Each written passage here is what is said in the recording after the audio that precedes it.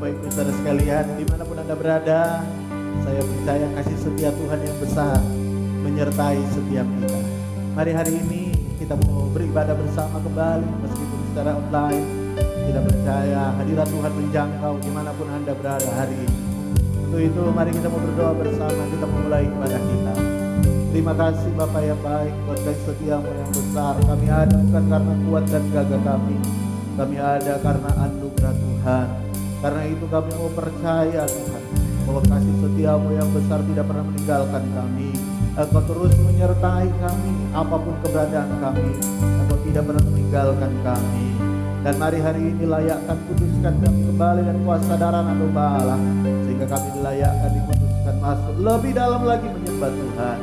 Kau mengurapi setiap kami yang melayani dan setiap jemaat Tuhan, semuanya dimanapun mereka berada. Terima kasih Bapa, kami siap memuliakan Tuhan dalam nama Tuhan Yesus.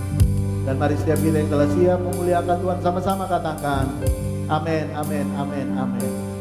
Engkaulah jalan sempurna, janjimu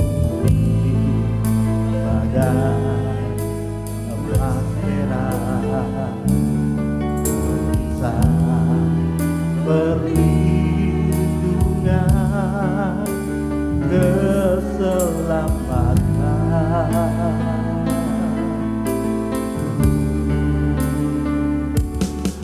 Engkaulah jalan kebenaran, dalam kasih-Mu ada kehidupan yang setia di dalam kesenangan,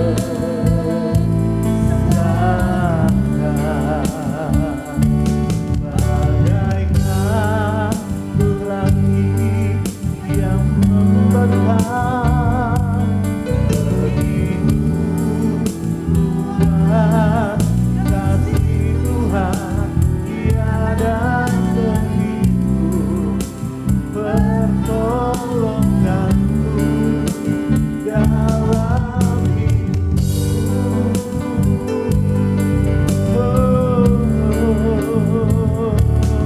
Bagaikan dalamnya samudra, begitu dalam kasih Tuhan tiada terhitung, kesetiaanku dalam hidupku.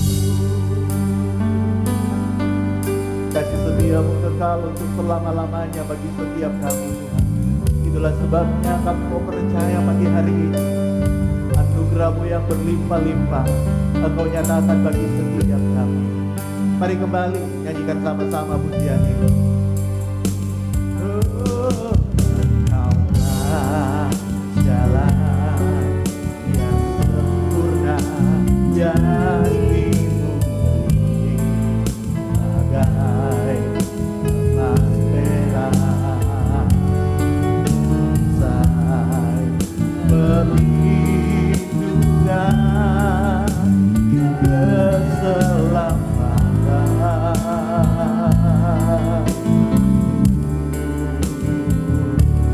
Engkaulah jalan kebenaran, dalam kasih-Mu ada kehidupan yang setia di dalam kesenangan. Mari angkat tangan bersama-sama katakan bagaikan langit yang membentang, begitu luas kasih Tuhan tiada terhitung, pertolonganmu dalam hidupku. Oh,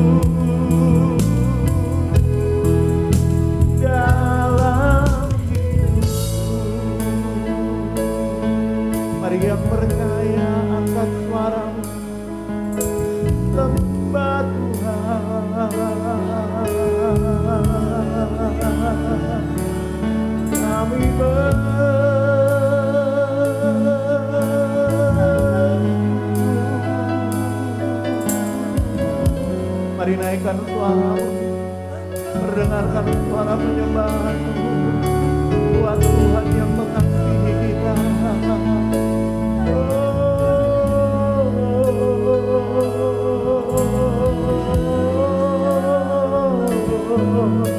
Haleluya, lebih lagi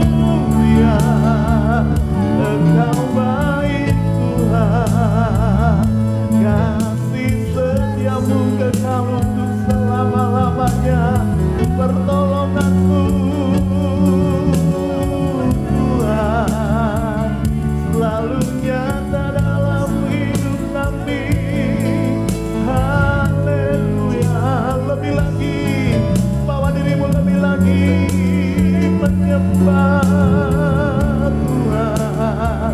Ya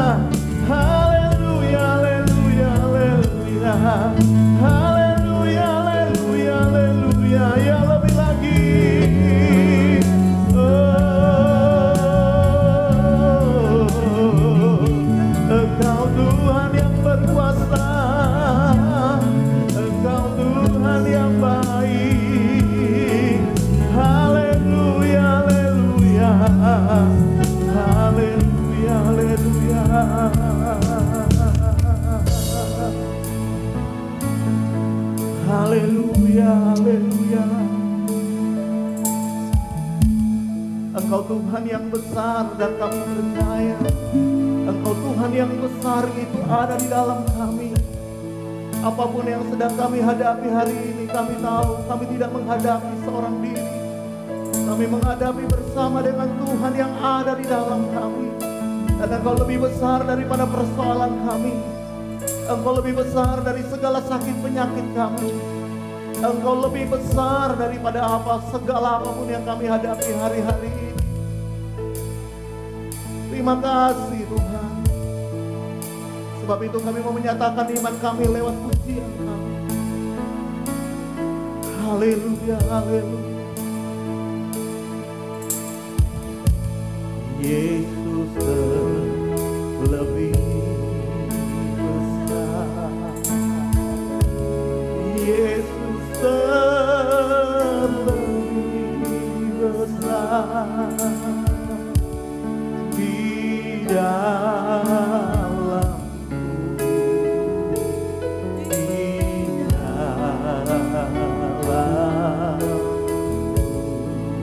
mari angkat tanganmu sama-sama. Katakan Yesus lebih besar. Amin. Yesus lebih besar. Di dalamku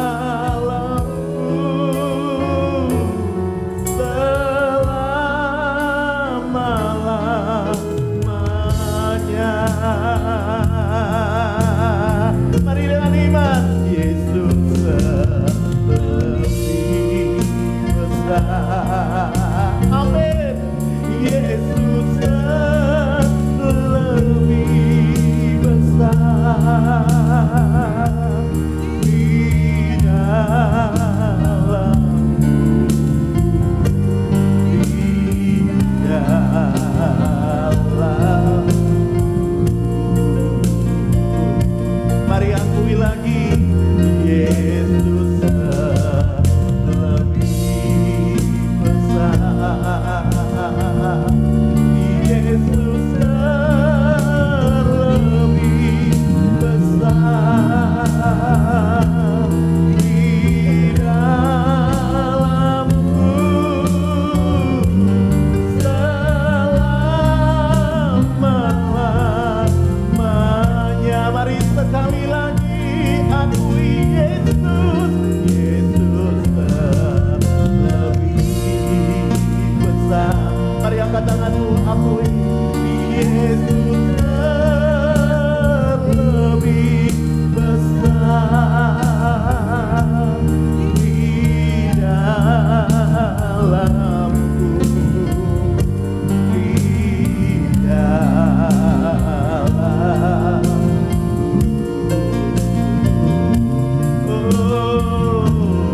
Yesus, Dia lebih besar dari segala penyakitmu. Dia lebih besar dari segala persoalanmu. Lebih besar. Di dalamku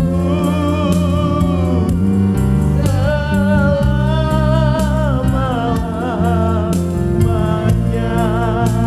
Di dalamku, di dalamku selama-lamanya. Di dalamku, di dalamku selama-lamanya.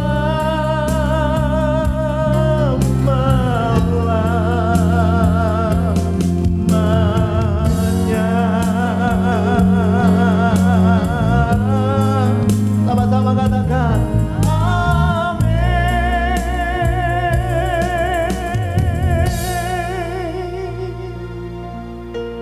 Engkau lebih besar dari apapun yang sedang kami hadapi.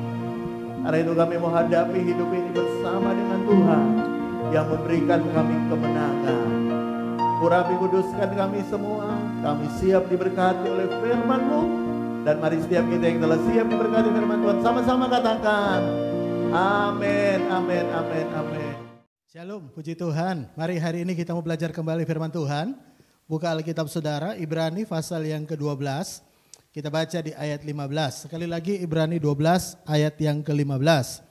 Satu ayat aja, firman Tuhan berkata demikian.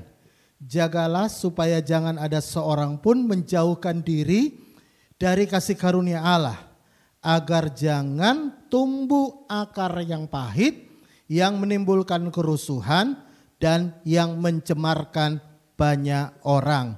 Yang percaya firman Tuhan, katakan amin. Nah saudara, dari ayat ini kita menemukan sebuah kebenaran penyebab kenapa orang itu bisa timbul akar pahit. Atau kenapa orang itu bisa kepahitan hidupnya. Ada banyak orang berkata begini, Pak saya kepahitan Pak gara-gara omongan mertua saya Pak. Saya mau beritahu sebenarnya kalau ayat ini berkata bahwa sebenarnya omongan orang sebenarnya tidak bisa membuat engkau pahit sebenarnya. Ya, ada orang berkata Pak saya pahit gara-gara omongan istri saya. Saya mau beritahu omongan istrimu tidak bisa sebenarnya bisa bikin engkau pahit. Ada orang berkata, Pak saya kepahitan gara-gara suami saya. Saya mau beritahu suamimu sebenarnya tidak bisa bikin engkau kepahitan. Ya, ada orang berkata, Pak saya kepahitan dengan bos saya kepahitan dengan menantu saya. Bahkan juga mungkin ada yang di rumah berkata, Pak sekepahitan dengan pendeta saya. Ya, semoga saya bukan pendetamu ya, yang Anda pahiti ya. Tapi saya mau beritahu, dalam Alkitab berkata begini ya. Sebenarnya penyebab orang itu muncul akar pahit, muncul kepahitan, Alkitab berkata karena orang menjauhkan diri dari kasih karunia. Jadi dengan kata lain begini, selama Anda dalam kasih karunia, Anda nggak mungkin kepahitan. Sekali lagi, selama Anda ada dalam kasih karunia, Alkitab berkata seharusnya Anda tidak akan mungkin kepahitan. Meskipun ada orang-orang yang menyakiti hatimu. Meskipun ada orang-orang yang bisa membuat hatimu luka. Ya, memang tidak bisa dipungkiri bahwa orang bisa saja menyakiti hati kita.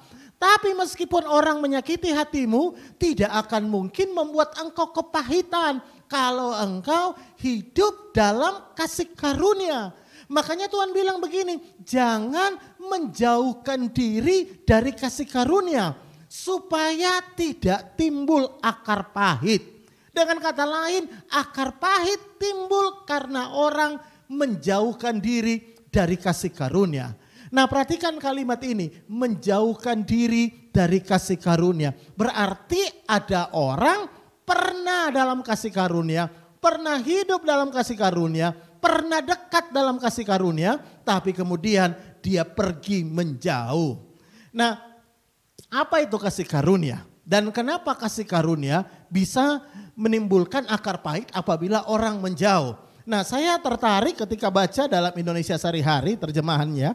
Firman Tuhan berkata begini, ya. Terjemahan bahasa Indonesia Sehari-Hari. Jagalah jangan sampai ada seorang pun yang keluar dari lingkungan kebaikan hati Allah. Jadi kasih karunia adalah lingkungan kebaikan hati Allah.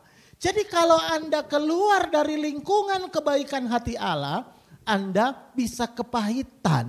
Nah pertanyaannya begini, apa itu lingkungan kebaikan hati Allah? Nah saya mau beritahu, kasih karunia adalah sebenarnya kebaikan Tuhan yang kita terima, yang sebenarnya tidak pantas kita terima. Itu kasih karunia. Jadi kasih karunia itu bukanlah sesuatu yang pantas kita terima. Tetapi kasih karunia adalah segala sesuatu dari Tuhan untuk kita yang tidak pantas kita terima. Sebagai contoh, kita diselamatkan oleh kasih karunia. Kenapa disebutkan kita diselamatkan karena kasih karunia? Karena kita sebenarnya tidak pantas selamat. Kita nggak pantas masuk surga. Kenapa? Karena kebaikan Tuhanlah yang membuat kita dilayakkan, kita bisa mati masuk surga. Karena kasih karunia kita menerima sesuatu yang tidak pantas kita terima. Jadi sekali lagi, kasih karunia adalah sesuatu yang dari Tuhan, kebaikan hati Tuhan yang tidak pantas kita terima. Lalu pertanyaannya begini, kenapa ketika orang menjauh dari kasih karunia bisa menimbulkan akar pahit? Karena begini, ketika Anda menjauh, ketika Anda tahu bahwa kasih karunia adalah sesuatu yang tidak pantas, tidak terima, berarti ketika Anda menjauh adalah ketika Anda merasa pantas untuk terima kebaikan Tuhan. Itu artinya Anda menjauh dari lingkungan kebaikan hati Tuhan. Nah, ketika Anda mulai merasa dirimu pantas, dirimu baik, tidak pantas diperlakukan seperti ini, Anda harusnya dapat ini karena Anda baik, Anda luar biasa, makanya disitulah gampang Anda timbul kepahitan. Karena itu saya percaya orang-orang yang kepahitan adalah orang-orang yang selalu merasa dirinya baik. Istri yang kepahitan adalah istri yang merasa dirinya baik. Suami yang kepahitan adalah suami yang merasa dirinya baik. Menantu yang kepahitan selalu merasa dirinya menantu yang baik. Mertuanya yang jelek. Mertua yang kepahitan adalah mertua yang merasa dia baik dan menantunya yang jelek. Dan karena itu saya percaya begini ya. Ketika engkau merasa dirimu baik, dirimu pantas, disitulah sebenarnya engkau menjauh dari kasih karunia. Nah, saya mau kasih contoh dalam Alkitab bagaimana orang itu kepahitan karena dia menjauh yang namanya kasih karunia. Nah, lihat Alkitab dalam Mazmur pasal 73 ayat 21. Firman Tuhan berkata begini, ya. Mazmur 73 21. Ketika aku merasa kesal, sorry ini terjemahannya belum saya balikin dalam terjemahan Indonesia, ya. Ketika hatiku merasa pahit dan buah pinggangku menusuk-nusuk rasanya. Jadi pemazmur berkata, hatiku ini merasa pahit. Nah, pertanyaannya, kenapa pemazmur dalam pasal 73 ini merasa hatinya pahit? Nah, jawabannya adalah Mazmur 73. Lihat, Mazmur 73 ayat 12. Di sini jawabannya. Sesungguhnya itulah orang-orang fasik, mereka menambah harta benda, mereka tambah kaya dan senang selamanya. Nah, lihat ayat 13. Sia-sia sama sekali aku mempertahankan hati yang bersih dan membasuh tanganku tanda tak bersalah. Namun sepanjang hari aku kena tulah dan kena hukum setiap pagi. Nah, kenapa pemazmur bisa kepahitan? Karena dia merasa begini, orang jahat kok hidupnya senang, aku baik kok hidupku susah. Makanya dia berkata, hatiku pahit. Kenapa? Aku loh sia-sia aku berbuat baik, sia-sia aku menjaga hidupku benar, sia-sia aku melakukan ini untuk Tuhan, sia-sia aku lakukan ini untuk Tuhan. Kenapa? Karena aku baik, kok kenapa keadaanku kayak gini? Sementara aku melihat ada banyak orang jahat, orang-orang fasik, hidupnya enak, tambah kaya. Makanya pemazmur berkata, hatiku pahit. Nah, disinilah kuncinya, ya. Pertanyaannya adalah begini, ya. Kenapa sih kita harus berbuat baik? Kenapa kita harus menjaga tangan kita bersih? Kenapa harus kita menjaga kelakuan kita? Nah, kalau Anda berkata saya menjaga hidupku benar supaya aku dapat yang baik, disitulah letak kekeliruannya. Kenapa? Anda ingat lagi kasih karunia adalah sesuatu yang tidak pantas Anda terima. Jadi ketika Anda berkata saya mau berbuat baik supaya saya terima yang baik, itu bukan lagi kasih karunia. Tapi itu sesuatu yang Anda coba barter dengan Tuhan. Merasa bahwa dirimu pantas untuk terima kebaikan. Makanya pemazmur merasa dirinya pantas karena aku sudah baik. Saya mau beritahu kepada saudara, semua orang percaya harus menjaga hidupnya. Katakan amin. Semua orang percaya harus menjaga hidupnya. Lalu pertanyaannya, kenapa kita menjaga hidup kita? Kita menjaga hidup kita bukan supaya kita terima anugerah, tapi kita menjaga hidup kita karena kita sudah lebih dulu terima anugerah Tuhan. Kita sudah lebih dulu terima sesuatu yang tidak pantas kita terima. Itu yang mendorong kita berbuat baik. Makanya begini ya. Ada orang berkata, Pak saya kepahitan dengan orang itu. Sudah saya bantu Pak. Ditulung malah mentung Pak. Wah Pak orang itu Pak saya dulu bantu Pak dia. Sampai dia sukses. Sekarang Pak dia setelah sukses Pak. Bukannya apa Pak ya. Dia ditolong malah mentung Pak. Dia malah saya tolong Pak malah nyakitin hati saya. Nah pertanyaannya kembali. Kenapa Anda tolong dia dulu? Kalau Anda tolong dia supaya Anda terima yang baik. Itu bukan kasih karunia. Karena kasih karunia sesuatu yang tidak pantas Anda terima. Harusnya setiap orang yang menolong orang lain berkata begini. Saya tolong engkau. Karena saya sudah lebih dulu ditolong Tuhan. Bisa bilang amin. Saya tidak pantas ditolong Tuhan. Tapi saya ditolong Tuhan. Karena itu saya tolong engkau. Karena saya sudah lebih dulu terima kebaikan Tuhan. Sesuatu yang tidak pantas saya terima. Makanya begini. Semakin Anda merasa dirimu baik. Makin gampang Anda kepahitan. Karena semakin Anda merasa dirimu baik. Maka Anda semakin menjauh dari kasih karunia Tuhan. Karena kasih karunia akan selalu berkata, bukan kita yang baik, tapi Tuhan yang baik. Saya bisa dengar kata amin. Bukan kita yang baik. Kalaupun saya bisa berbuat baik, karena Tuhan lebih dulu berbuat baik dalam hidup saya. Kalaupun saya bisa bantu orang, karena Tuhan sudah banyak membantu saya. Kalaupun saya bisa mensupport orang, kalaupun saya bisa berbuat baik kepada orang, karena saya sudah terima lebih dulu kebaikan Tuhan. Itu prinsip kasih karunia. Jadi kasih karunia itu sebenarnya begini, mendorong orang untuk jadi baik, tapi bukan untuk terima, tapi karena sudah menerima kebaikan Tuhan. Saya bisa dengar kata amin. Kalau saudara baca dalam Matius 18 ya. Di situ ada seorang yang punya utang 10.000 talenta. Ya. Raja melepaskan dia karena dia tidak sanggup bayar. Lalu apa yang terjadi? Hatinya senang, dia keluar. Lalu dia lihat temannya yang punya utang 100 dinar. Dia cekek temannya dan bayar utangmu. Ya. Lalu apa yang terjadi? Rajanya mendengar. Lalu rajanya marah, memanggil orang itu kembali. Lalu kembali menjebloskan dia dalam penjara. Kenapa? Karena sebenarnya gini, rajanya pengen kalau engkau sudah terima anugerah, lepaskan anugerah juga kepada orang lain. Dan saya aneh saudara, perbandingannya antara 10.000 talenta dengan 100 dinar. Utang orang itu lebih banyak. Tapi temannya cuma 100 dinar dia cekik.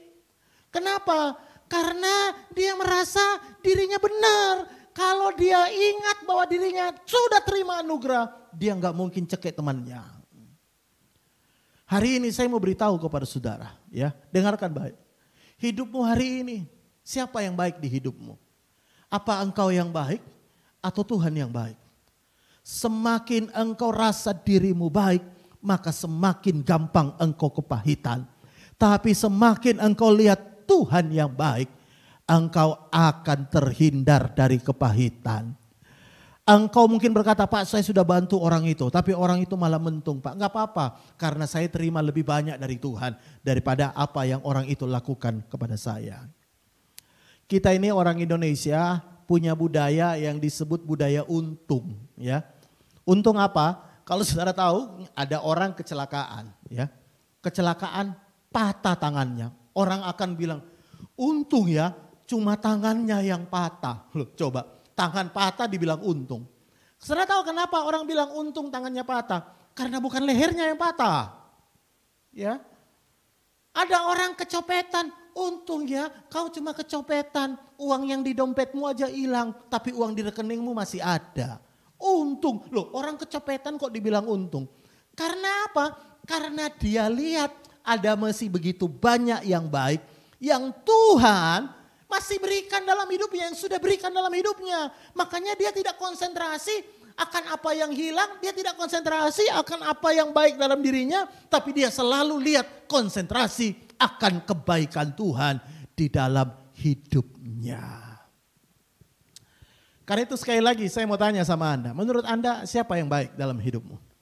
Engkau yang baik? Ada orang berkata, Pak, saya sudah melayani dulu Pak. Waktu sebelum corona saya setia luar biasa. Kurang apa coba aku? Saya itu Pak, semua ibadah saya datang Pak. Saya rajin berdoa. Saya rajin puasa. Saya rajin Pak beribadah. Lihat Pak setelah corona. Sepi dagangan saya. Pekerjaan saya hilang Pak. Gimana? Tuhan kok tidak berkati saya? Tuhan kok tidak buat mujizat dalam hidup saya? Percuma dong saya melayani, percuma dong saya berbuat baik, percuma dong saya sungguh-sungguh, percuma saya doa, percuma saya puasa, percuma saya melayani.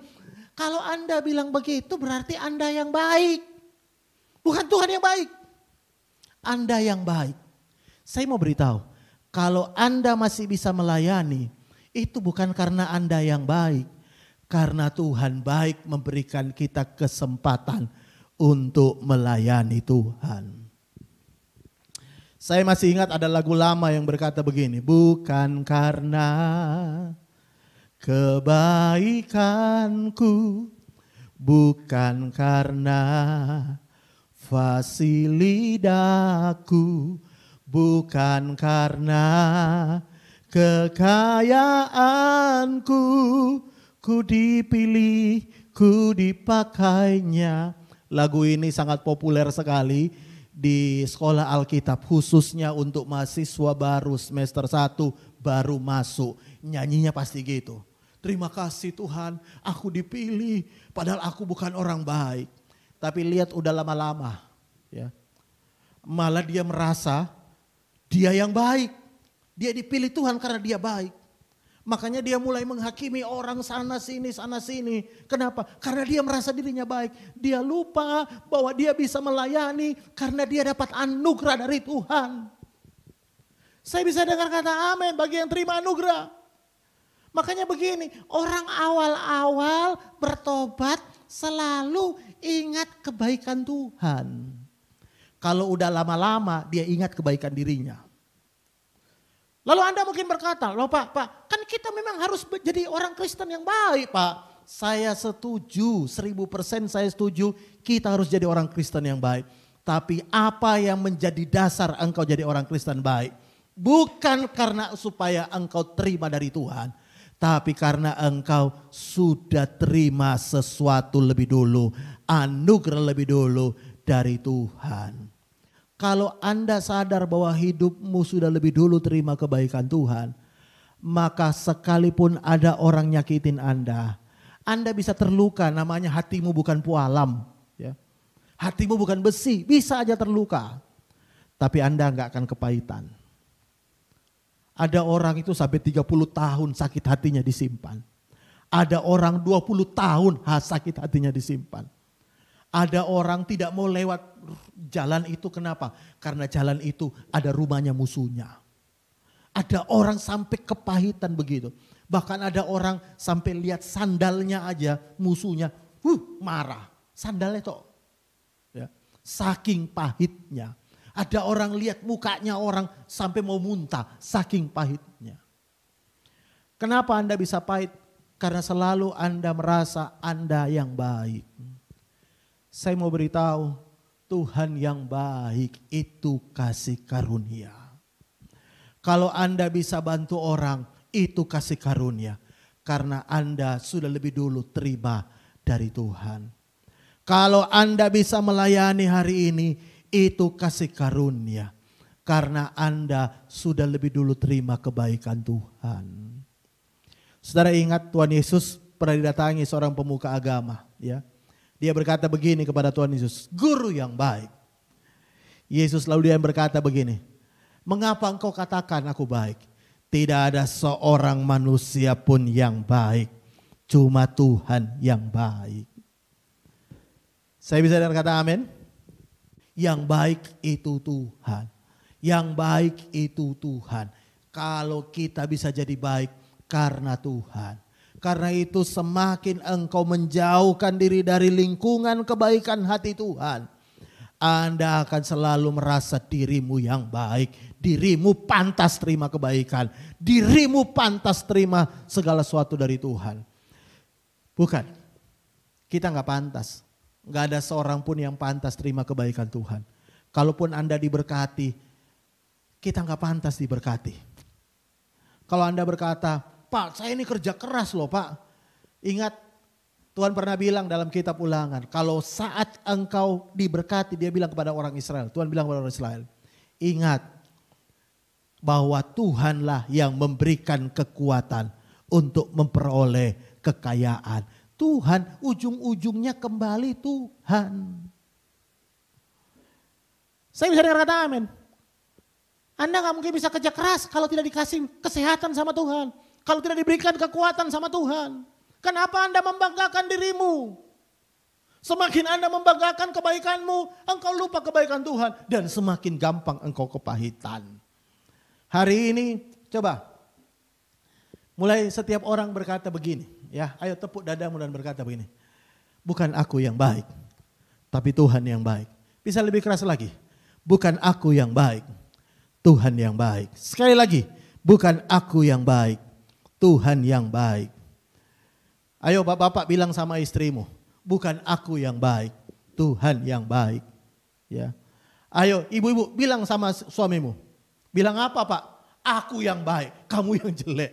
Enggak, tapi Anda bilang, aku kalau bisa baik sama kamu Pak, sebenarnya kamu gak pantas dibaikin. Tapi Tuhan sudah berbuat baik dalam hidupku, makanya aku berbuat baik kepadamu.